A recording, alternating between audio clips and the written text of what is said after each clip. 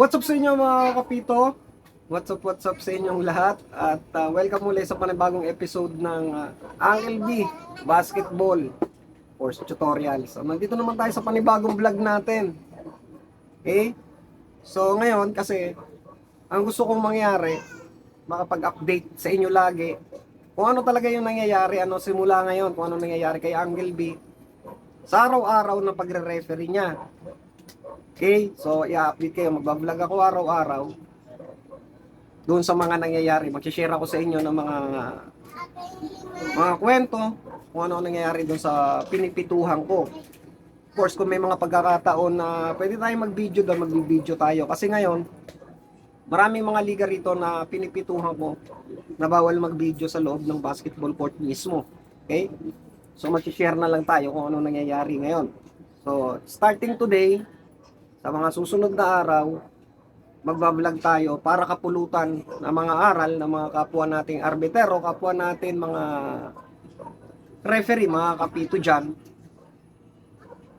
Magamit naman nila yan sa araw-araw na mga sitwasyon. Of course, kakaroon pa rin tayo ng mga tutorials, pagtuturo tungkol sa mga rules and regulations, mga updated rules na nangyayari ngayon, ano. So commonly mga ano na lang, mga scenarios na lang kasi sa haba ng mga vlog natin before, natakil na talaga natin ang lahat ng mga rules and regulations. Ngayon may mga maliliit na lang na mga details regarding sa mga situations, yung mga uncommon violations, mga uncommon na tinatawag, mga infraction, kung paano natin susolusyonan yun.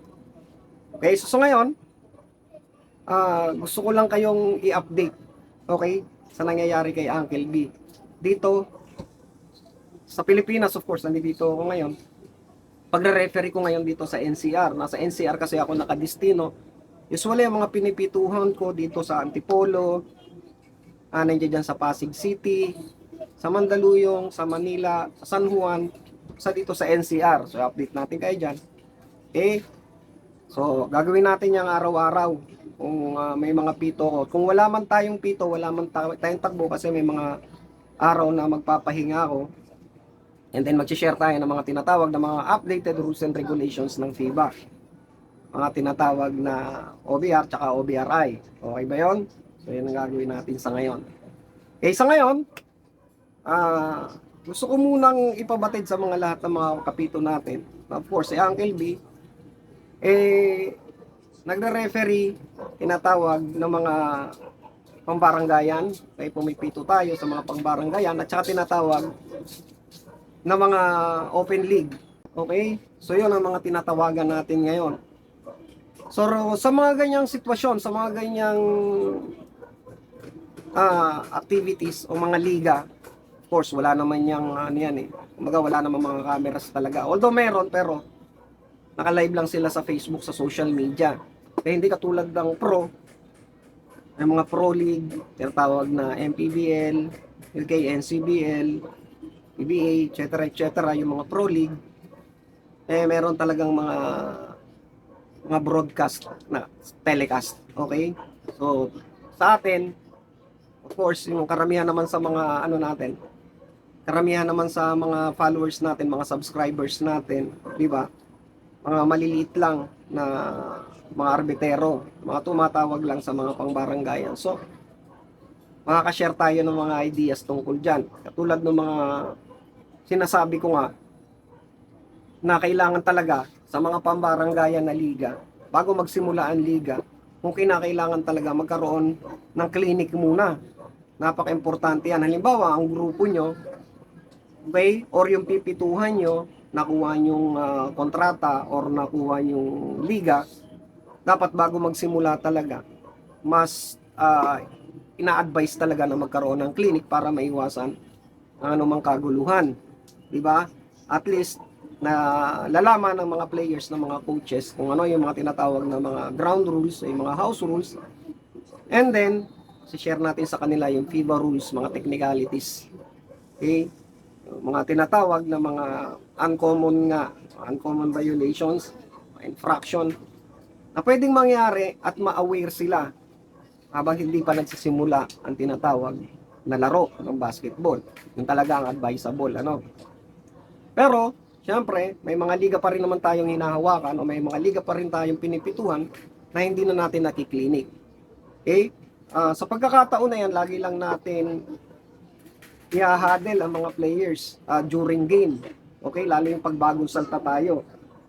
Lagi muna nating ihahadel. And then kapag sa mga susunod na tinatawag na laro, commonly nag-huddle during playoff. Okay? Semifinals o quarterfinals, semifinals, saka finals. Ibig sabihin ng huddle na sinasabi ko, ay yung mini-meeting muna yung mga players sa gitna ng basketball court. Diba? Importante yan mga bowlers, mga kapito. And then i-share lang natin sa kanila na sabihin natin na ang lahat ng mga bumubuo ng liga, teams, players, mga official tables, mga committees na yan, tsaka mga referees ay may kanya-kanyang trabaho. Diba? So hayaan natin na sabihin natin sa kanila na magtrabaho ang bawat isa. Paliwanag lang natin sa kanila na mga referees sa ganitong mga liga, no, sa malilit na liga, na mga referees nagtatrabaho lang, nag-implement lang tayo ng rules and regulations sa loob ng basketball court. Okay? Yun ang ating trabaho. Hayaan kamo nila tayo na magtrabaho. Okay? Si coach may trabaho, ang mga players may trabaho. Kanya-kanyang trabaho para mas smooth.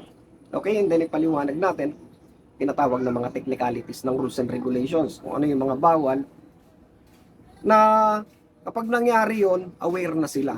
Diba? Hindi na nila tayo bubuligligon. Hindi na nila tayo kumbaga sigawan, tatanungin kung ano-ano. Okay mga kapito, so yun ang importanteng gusto kong ipabatid sa inyo. Okay? So lagi natin sasabihin sa kanila na wala namang perfectong referee. Diba?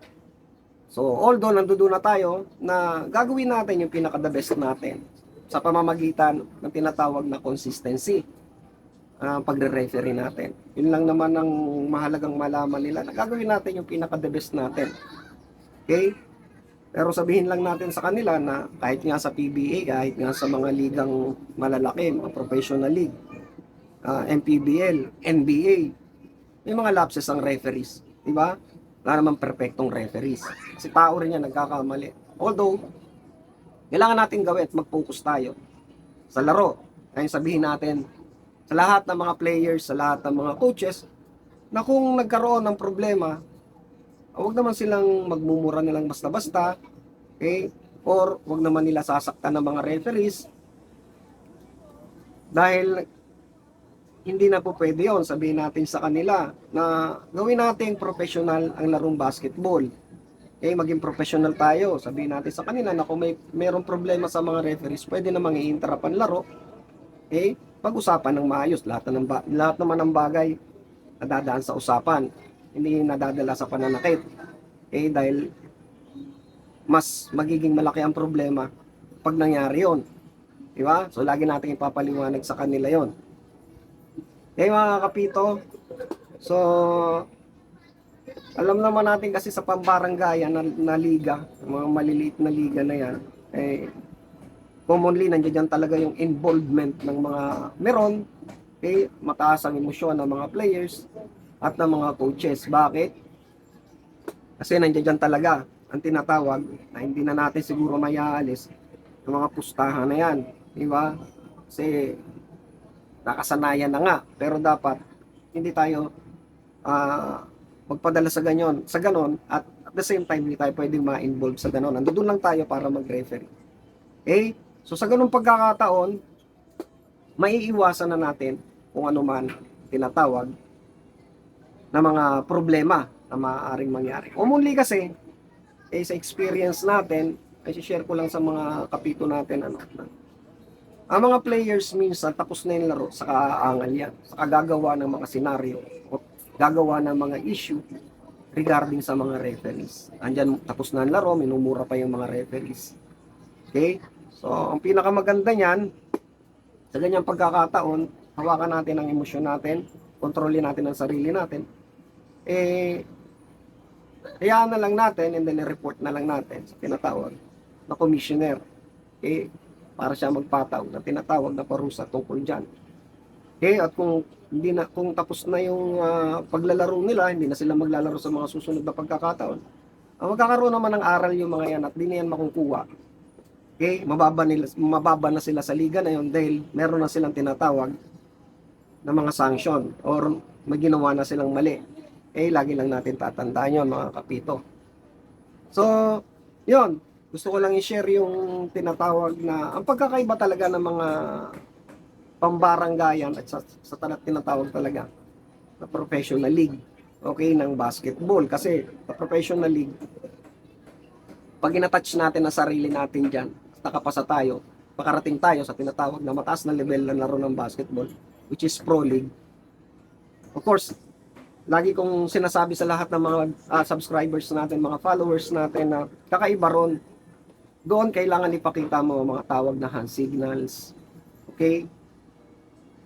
Magsimula sa unang step hanggang sa huling step. Kailangan ipakita mo na maayos yun. Ang rotations, kailangan nagro-rotate. Ang switching, okay? Kailangan nagsi-switch. Sa mga maliliit na detalye na yan, sa mga basic na yan, kailangan gawin mo yan sa Pro League. Kasi nakatutok sa iyo ang camera at may nagbabantay ng mga supervisors sa inyo, ng mga referees, mga head referees, na di-criticize talaga, titingin sa mga pagkakamali. Sa mga ganong pagkakataon, syempre, may iwasan na sa mga susunod na pagkakataon, mga pagkakamali na yan. Unlike sa maliit na liga, mga pangbaranggayan, wala naman yung ganon kasi usually nga mga cellphones lang ang camera sa bawat paligid. Usually, makikita mo lang yan sa social media or kung may live man. So doon nawawala yung tinatawag or hindi na nakikita ang tinatawag na proper way of hand signaling as long as naipapakita natin kung gusto nating mangyari doon sa official table. Okay? And then na-avoid na rin ang tinatawag na mga or hindi na nangyayari kay minsan just to control the game and then the game management itself doon sa tinatawag na pambaranggayan laro, yung tinatawag na mga rotation and switching. Minsan kasi hindi mawawala na sa isang larong basketball, tatlo ang referee. Hindi lahat veterano ang referee ang nakasalang. Kung lahat veterano ang referee, wala namang problema. Minsan, nahahaluan kasi ang tatlong referee ng bago. Usually, isang bago or minsan nga dalawang bago pa ang nahahalo. And then, isa lang ang veterano. So, ang ginagawa ng veterans referee, of course, ginaguide niya ng maayos. Yung mga baguhan na yon, ganun kahirap. Okay? So, kailangan kasi ang blending, ang komunikasyon ng mga referee sa loob ng basketball court. Okay? So, sa lahat ng mga veteranong referees dyan at masugid nating taga-subaybay, ng mga subscribers natin, turuan natin ng tama yung mga baguhang referees kasi dumaan naman tayo sa mga ganyang pagkakataon, di ba? Para matuto rin sila. At syempre, doon sa mga baguhang referees naman makinig, di ba? Doon sa nagtuturo. Kasi yung mga nagtuturo na yan, yung mga veteranong referees na yan, gumugugol yan ng oras at panahon para turuan kayo. So, i-absorb natin lahat yun. Huwag nating hayaan na pinasok mo rito, linabas mo rito. Hindi talaga tayo matututo. Okay? Yun lang ang suggestion ko. Pero anyway, yun nga. At sa mga pagkakataon na to, tumatawag naman tayo ng, kumbaga nakakapito naman si Uncle B sa iba't ibang liga ngayon. Mga commercial league, mga open league. Okay? Ang baranggayan, maliliit na lugar. At so far naman, may na mga naaalalayan tayong mga bagong referee sa grupo ko. At natututo naman sila so far. Okay? So yan mga kapito, mga kaballers. Gagawin natin, pagbablog na tayo araw-araw simula ngayon. Para just to update everybody sa lahat ng mga subscribers natin. Kung ano-ano mga pwede nating i-share. Okay? From the rules and regulations, kung ano-ano mga nangyayari sa experiences ni Uncle B sa pagpito. At kung may mga katanungan kayo regarding sa basketball, sa mga rules and regulations, na naghahanap kayo ng kasagutan, Bukas naman ang comment section dyan, lagi natin, ano, pwede kayong magtanong dyan. Pwede kayong, kumaga, kung anong gusto nyong masagot, sasagutin naman natin yan. Kaya mga kapito, so sa lahat ng mga kapito ko, saan man kayong panig ng mundo,